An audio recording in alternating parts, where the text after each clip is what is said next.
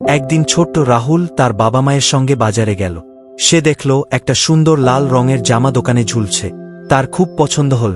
সে মায়ের হাত ধরে বলল, মা, আমাকে এই জামাটা কিনে দাও। মা হাসলেন এবং বললেন, রাহুল, তোমার আলমারিতে তো অনেক জামা আছে, এটা না কিনলেও চলবে।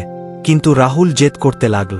তখন তার বাবা বললেন, রাহুল, দেখো, ওই রাস্তার ধারে ছোট্ট একটা ছেলে বসে আছে, তার গায়ে ছেঁড়া জামা, ওর কোনো নতুন জামা নেই। তোমার কি মনে হয় ওর জামাটা বেশি দরকার নাকি তোমার? রাহুল চুপ করে গেল। সে ভাবতে লাগল, সত্যিই তো, তার কাছে অনেক জামা আছে, কিন্তু ওই ছেলেটার তো কিছুই নেই। রাহুল জামাটা কিনে ওই গরিব ছেলেকে দিল।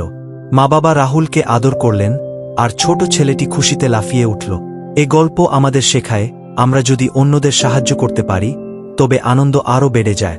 দানশীলতা ও সহানুভূতি মানুষের সত্যিকারের গুণ।